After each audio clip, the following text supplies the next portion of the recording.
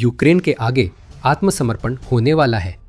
लेकिन यह वैसा नहीं है जैसा आप सोच रहे हैं। पुतिन अपने सैनिकों को वापस बुलाने की तैयारी नहीं कर रहे हैं। वे नहीं कर सकते। वह ऐसी स्थिति में है जिसमें जीतना नामुमकिन है और उनका एकमात्र विकल्प है कि वे अपनी ही नाकामी की ओर आंख बंद करके आगे बढ़ते रहें।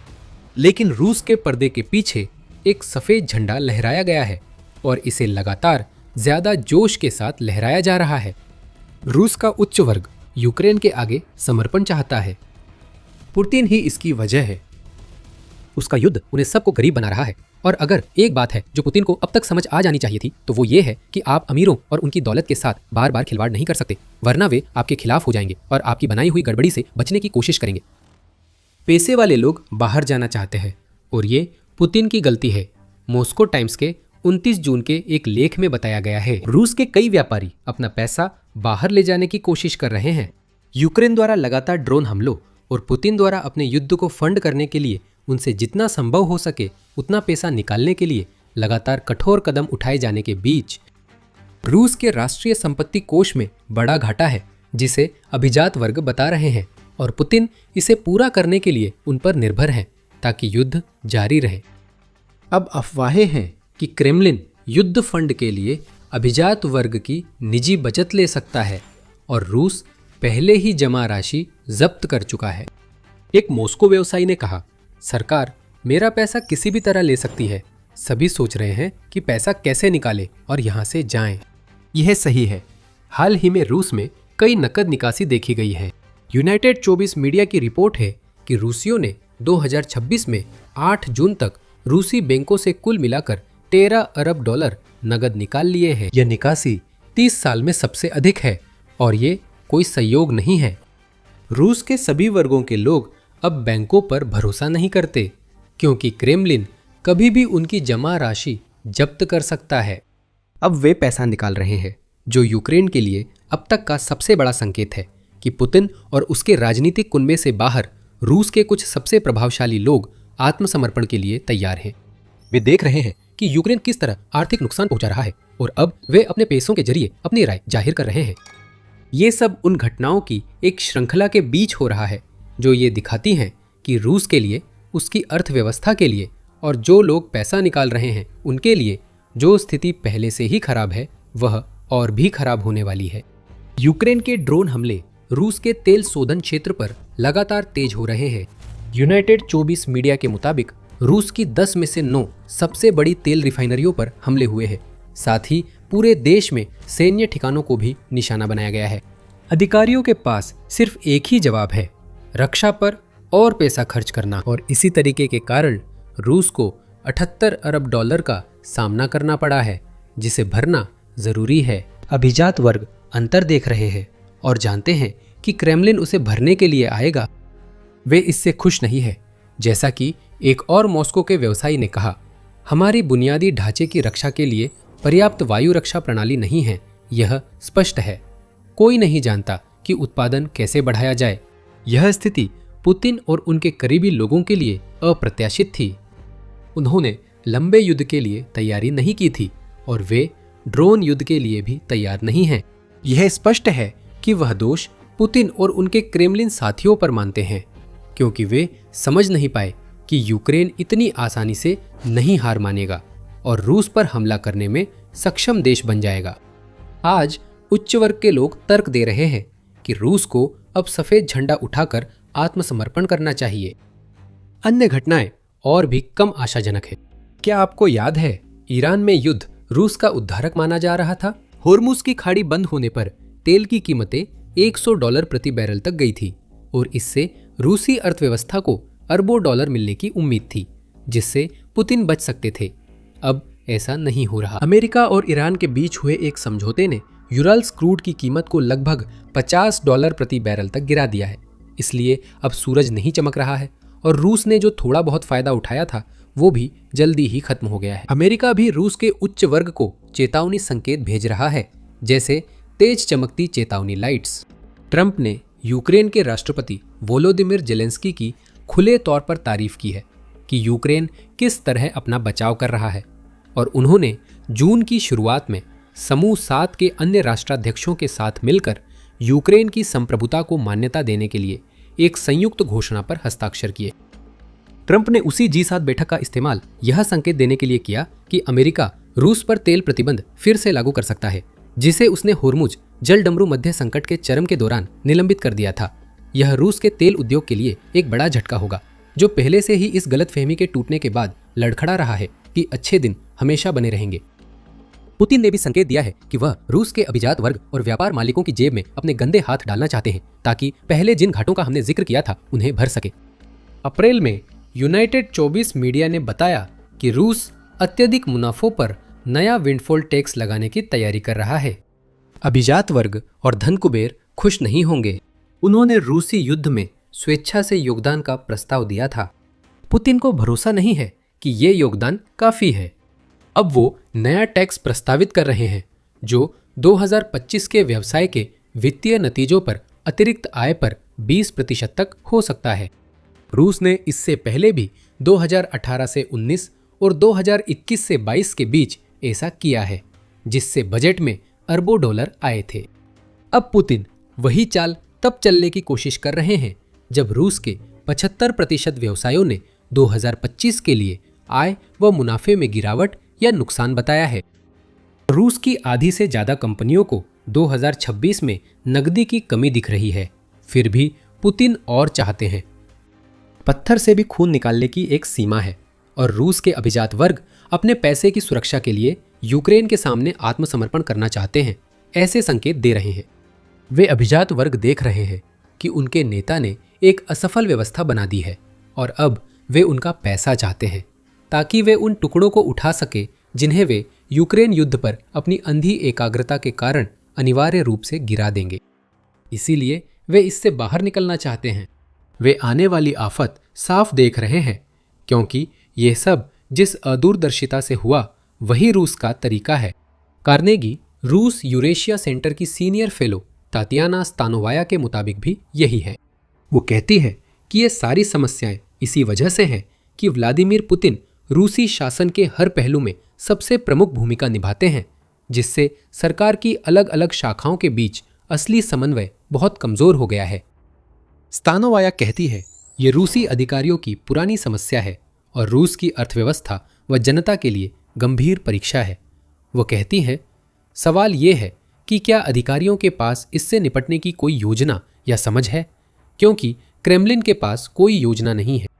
यही वजह है कि रूस के उच्च वर्ग इतने डरे हुए हैं कि वे लगातार संकेत भेज रहे हैं कि वे यूक्रेन के सामने आत्मसमर्पण करने और व्लादिमीर पुतिन को उसकी बेवजह की जंग छोड़ने के लिए मजबूर करने को तैयार है। क्या अब उच्च वर्ग व्लादिमीर पुतिन के खिलाफ होगा? व्लादिमीर पुतिन ने उन्हें बनाया है और वह उनके साथ जो चाहे कर सकते हैं, है ना? असल में ऐसा नहीं है। मामला ज्यादा जटिल है। हम बताएंगे क्यों। आप देख रहे हैं द मिलिट्री शो, जहां हम सुर्खियों के पीछे का विश्लेषण देते हैं। चैनल सब्सक्राइब करें ताकि कोई वीडियो मिस न हो। ये बिल्कुल सच है कि पुतिन ने जब सत्ता संभाली तो उन्होंने बहुत चतुराई से रूस के ओलिगार्क्स पर नियंत्रण कर लिया।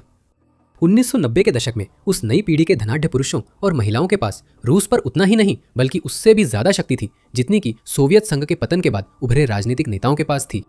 पुतिन ने 2000 में रूस के राष्ट्रपति बनने पर इसे एक समस्या के रूप में पहचाना और उन्होंने इसे ठीक करने के लिए तुरंत काम शुरू कर दिया और उन्होंने जल्दी ही शुरुआत कर दी, जैसा कि NPR रिपोर्ट करता है। 2000 की गर्मियों में पुतिन ने रूस के 21 सबसे अमीर लोगों को क्रेमलिन में एक बैठक के लिए आमंत्रित किया। उन लोगों को नहीं पता था कि उनके लिए क्या होने वाला है। शायद फिर से कोई नया नेता उनसे चंदा मांगने वाला है। पुतिन वैसे नहीं थे जैसे वे सोचते थे। रूस के नए नेता ने धन कुबेरों को विकल्प दिया। घुटने टेक कर पुतिन का साथ दो तो वे अपनी अरबों की दौलत, महल और सारी ऐशो आराम की चीजें रख सकते थे, लेकिन अगर उनका विरोध किया तो इसके नतीजे भुगतने होंगे। धन कुबेर जिन्होंने इनकार किया या समझौते से पीछे हटे, वे अक्सर रहस्यमय हालात में मारे गए या भ्रष्टाचार के आरोप में साइबेरिया की जेलों में सड़ते रहे। निर्णायक बैठक के बाद पुतिन ने धन कुबेरों पर अपनी पकड़ और मजबूत की। अब रूस में अमीर बनने का रास्ता देश के नेता से होकर ही जाता है। कार्नेगी एंडोमेंट के अनुसार रूस का शासक वर्ग अब एक राजनीतिक या आर्थिक वर्ग की बजाय पुतिन के आदेश मानने वाले प्रबंधकों का समूह है, जो अपने नेता के अलावा किसी और की जांच परख से बचे रहते हैं। यही परजीवी संबंध पुतिन ने बढ़ाया। इसी कारण रूस के सबसे अमीर लोग उनके खिलाफ नहीं उठे, भले ही युद्ध के कारण उनके बैंक खातों को नुकसान हुआ। इन संबंधों में ज्यादा बदलाव नहीं आया। पुतिन अब भी रूस के धन कुबेरों पर हावी है। हम नहीं देख रहे कि रूसी धन कुबेर बड़ी संख्या में पुतिन से दूर जा रहे हैं, और वे रूस के इकलौते अभिजात्य वर्ग भी नहीं हैं। यहाँ कारोबारी लोग पुतिन का साथ छोड़ना चाहते हैं, भले ही वे अरबपति न हों। ये छोटे मध्यम व्यवसायी हैं जो रूसी अर्थव्यवस्था में आधी से ज्यादा नौकरियों के लिए जिम्मेदार कंपनियां चलाते हैं।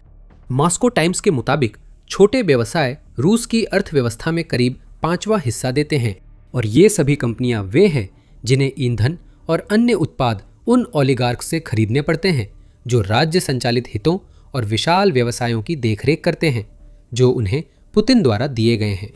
अगर ये अभिजात वर्ग अपना पैसा निकाल रहा है और हार मान रहा है, तो यह पुतिन के लिए बड़ी समस्या है। ये ऐसा है जैसे ताश के महल की नींव हटा दी जाए, पूरा ढांचा बिखर जाता है और हर ताश का पत्ता जमीन पर गिर जाता है। पुतिन देख चुके हैं कि कई मध्यम स्तर के अभिजात लोग देश छोड़ गए हैं। पुतिन के आक्रमण की शुरुआत में ही यूके ने बताया था कि रूस के 15,000 करोड़पति देश छोड़ना चाह रहे थे। ये लोग ओलिगार्क्स नहीं हैं, पर फिर भी रूस के उच्च वर्ग में हैं। आर्थिक रूप से देखें तो ये लोग अभिजात्य वर्ग के हैं और ये देश से बाहर जाना चाहते हैं। अब जैसे ही पुतिन न केवल बचे हुए करोड़पतियों की जेब में, बल्कि उन लोगों की जेब में भी और गहराई से हाथ डाल रहे हैं जो समाज में थोड़े नीचे हैं और जिन्हें लगता है कि उन्होंने काफ़ी कुछ दे दिया है, वह उन लोगों के लिए एक आदर्श माहौल बना रहे हैं जो सफ़ेद झंडा उठाना चाहते हैं। पुतिन उन्हें गरीब बना रहे हैं, सिर्फ एक ऐसी जंग के लिए जिसे उनमें से कोई भी सच में नहीं चाहता। ये सब इसलिए हो रहा है क्योंकि फरवरी 2022 में पुतिन और उनके साथियों ने अपनी विशेष सैन्य कार्रवाई शुरू करते समय क्या छोड़ रहे थे, ये नहीं देखा। यूक्रेन पहले ऐसा नहीं था। ड्रोन हर हफ्ते रिफाइनरियों पर हमला नहीं करते थे। रूस को तो छुआ भी नहीं जाता। पुतिन ने जो सिस्टम बनाया था वह तब तक बिल्कुल सही चलता जब तक युद्ध यूक्रेन तक सीमित रहता, भले ही लड़ाई पर अरबों खर्च हो रहे हों और लाखों रूसी मारे जा रहे हों। अभिजात वर्ग को उनका हिस्सा मिलता रहा, पर अब युद्ध यूक्रेन के पक्ष में है। रूस की जमीन पर धीमी या न के बराबर प्रगति को जलते तेल, यात्रा में रुकावटें, ईंधन की कमी और युद्ध की दूसरी समस्याएं और जटिल बना रही हैं, क्योंकि अब ये सब रूस तक पहुंच गई हैं, जबकि युद्ध यूक्रेन तक सीमित रहना था। युद्ध पर पैसा खर्च होने के साथ यूक्रेन की रणनीति रूस के लिए पैसा कमाना कठिन बना रही है, जिससे अभिजात वर्ग प्रभावित हो रहा है। जो पुतिन की व्यवस्था से पहले लाभान्वित थे, अब वही परेशान हैं, और वे ज़्यादा समय तक कष्ट नहीं झेलेंगे इससे पहले कि वे अपने नेता के खिलाफ हो जाएं। वे पहले ही ऐसा कर रहे हैं, नकद निकालकर और अपनी रकम छुपाने की कोशिश करके। पुतिन, जितने अनजान वो अक्सर रहते हैं, देख सकते हैं कि माहौल किस तरफ बदल रहा है, और वो कम से कम कुछ समय के लिए अभिजात वर्ग को शांत करने के लिए कुछ कर रहे हैं, ताकि वे अपनी जंग जारी रख सके। वे आम जनता पर इसका बोझ डाल रहे हैं। क्या आपको याद है जब हमने बताया था कि रूसी अभिजात वर्ग अपने बैंक खातों से पैसे निकाल रहे हैं क्योंकि उन्हें डर है कि क्रेमलिन उनकी नकदी जब्त कर लेगा ताकि जंग के लिए फंड जुटाया जा सके? वे सही थे, क्योंकि ठीक वही प्रस्ताव अब क्रेमलिन से आ गया है और इसका बोझ आम लोगों को ही उठाना पड़ेगा। आरबीसी यूक्रेन की 29 जून रिपोर्ट के अनुसार रूसियों की नकदी जब्त करने पर चर्चा रूसी सरकार के उच्च स्तर पर हो रही है। जैसे ही पुतिन नेशनल वेल्थ फंड को फिर से भरने और रूस की बजट घाटे की समस्या को हल करने के तरीके बेतहाशा खोज रहे हैं, ये प्रस्ताव रूस की कम्युनिस्ट पार्टी के नेता गेनादी ज़्युगानोव ने दिए हैं, जो कहते हैं कि रूसी बैंक खातों में 1.6 ट्रिलियन डॉलर से भी ज़्यादा की रकम पड़ी है, जिसे युद्ध के प्रयासों के लिए इस्तेमाल किया जा सकता है। वह पैसा न तो उत्पादन में लगाया जा रहा है और न ही किसी और चीज़ में, यहाँ तक कि जीत हासिल करने में भी नहीं। इस समस्या को जल्दी हल किया जा सकता है। अगर मैं राष्ट्रपति होता तो एक आदेश से कर देता। युद्ध में उनके पास ये अधिकार है, वो सर्वोच्च सेनापति हैं, ज़्युगानोव ने कहा। क्रेमलिन ऐसा करता हुआ नहीं दिख रहा है, कम से कम अभी तक तो नहीं। रूस का वित्त मंत्रालय एक कानूनी ढांचा बना रहा है जिससे वो निजी फंडों द्वारा प्रबंधित 40 अरब डॉलर की रूसी पेंशन बचत का उपयोग कर सकेगा। वे फंड क्रेमलिन की पेंशन सिस्टम में ट्रांसफर होंगे, जिससे पुतिन उन्हें युद्ध संबंधित व्यवसायों में निवेश कर सकेंगे। अभिजात वर्ग जानता है कि इसका क्या मतलब है। इसी वजह से वे अपने पैसे बैंक खातों से निकाल रहे हैं और आत्मसमर्पण की मांग कर रहे हैं। अगर पुतिन सोचते हैं कि ऐसे कदम से आम रूसी लोगों पर वार कर बच जाएंगे, तो वे शायद गलत है। यह उनकी मदद नहीं करेगा। लंबी अवधि में नहीं, यह सिर्फ और ज्यादा नाराज रूसी पैदा करेगा, ऐसे समय में जब पुतिन पर भरोसा उस स्तर तक गिर गया है जो आक्रमण की शुरुआत के बाद से नहीं देखा गया था। पुतिन की स्वीकृति रेटिंग्स लगातार गिर रही है। इसी कारण क्रेमलिन समर्थित पब्लिक ओपिनियन रिसर्च सेंटर ने पोलिंग में अब टेलीफोन इंटरव्यू के साथ घर घर सर्वे भी शुरू किया है। जब आप किसी के सामने खड़े होकर उसे घूर रहे होते हैं, तो उसे यह कहने के लिए डराना कि वह पुतिन से खुश है बहुत आसान होता है। पुतिन रूस में बन रहे खराब माहौल को शांत करने की कोशिश कर रहे हैं। इसी वजह से उन्होंने पिछले कुछ हफ्तों में ज्यादा सार्वजनिक रूप से दिखना शुरू किया है। हालांकि मॉस्को के बाहर उनकी उपस्थिति बहुत कम रही है। रूस के नेता लोगों से पैसा निकालने के लिए खुद को मीठा दिखा रहे हैं, ताकि कड़वी दवा भी आसानी से निगली जा सके। ये एक साहसी रणनीति है, लेकिन 4 साल से ज्यादा के युद्ध और पुतिन की आर्थिक तबाही के बाद देखना होगा कि ये थकी जनता पर कितना असर डालेगी।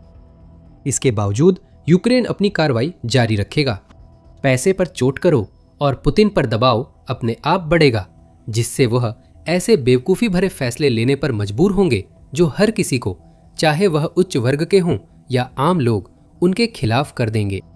यूक्रेन की वजह से रूस के अमीरों को क्रीमिया में मुश्किलें झेलनी पड़ रही है, जहां अमीर पर्यटक फंसे हैं और रो रहे हैं क्योंकि वे इस अलग थलग प्रायद्वीप से निकल नहीं पा रहे। अमेरिकी सेना के पूर्व जनरल बेन होजेस के अनुसार अब यूक्रेन को दिखाना है कि रूसी लोग जन्म से अपने देश के लिए कष्ट सहने को तैयार नहीं होते। जब पुतिन आपकी जेब से पैसे निकाल रहे हैं और आपकी जिंदगी उस जंग से बिगाड़ रहे हैं जिसमें सिर्फ उन्हें दिलचस्पी है, तो ये तकलीफ कितनी बढ़ सकती है? यही सवाल यूक्रेन हर हमले, जीत और हर कार्रवाई के साथ पूछता है, जिससे क्रेमलिन को पुतिन की जंग के लिए और पैसे खर्च करने पड़ते हैं। जिन्होंने तकलीफ झेली उनसे और ज्यादा मांगा जा रहा है, अमीरों से भी। यह रणनीति हमेशा सफल नहीं होती। पुतिन का पतन निकट है और सबसे बड़ी दिक्कत यह है कि उन्हें कारण नहीं पता। शायद वे ओलिगार्क्स, जिन्हें इतने लंबे समय से नियंत्रित किया गया है, पर्दे के पीछे साजिश कर रहे हैं, क्योंकि पुतिन की हरकतें अब उन्हें नुकसान पहुंचाने लगी है। संभव है कि निचले स्तर की एलिट्स रूस को कमजोर करे, जैसे वे अपना पैसा पुतिन से बचाकर या यूक्रेन के आगे झुककर करती हैं, जितना कि किसी विद्रोह से। या फिर यूक्रेन पुतिन को लगातार इतना दबाव में डाल सकता है कि वो अपने ही लोगों से चोरी करता रहे, जब तक कि लोग और सहन ना कर पाएं और उन्हें विद्रोह करना पड़े। अरे, जिस क्रीमिया के अलगाव का हमने अभी जिक्र किया, वही शायद काफ़ी हो रूसियों की भीड़ को कर्च ब्रिज के जरिए वापस मुख्य भूमि की ओर भागने के लिए मजबूर करने के लिए, और उस रूसी प्रभुत्व के प्रतीक को तोड़ने के लिए जिसे पुतिन यूक्रेन पर रूसी जीत की अनिवार्यता के अपने झूठ को बनाए रखने के लिए इस्तेमाल कर रहे हैं। जीत के ठीक उलट होते हुए देखना और साथ ही सारी पैसों की समस्याएं, ये सब मिलकर रूसी जनता को जागरूक करने के लिए काफ़ी हो सकता है। सीधी सी बात है कि पुतिन रूस के अंदर बहुत सारे लोगों को नाराज कर रहे हैं। अमीर वर्ग गुस्से में है और आम लोग आर्थिक रूप से बुरी तरह परेशान हो रहे हैं। पुतिन सबको गरीब बना रहे हैं और जल्द समझेंगे कि यह इतना बुरा विचार क्यों है। रूस उन आर्थिक समस्याओं से उबर नहीं सकता जिनसे उसके अमीर वर्ग हार मान रहे हैं। रूस में कुछ गंभीर रूप से बिगड़ गया है और युद्ध खत्म होने तक देश के सुधरने की उम्मीद नहीं है।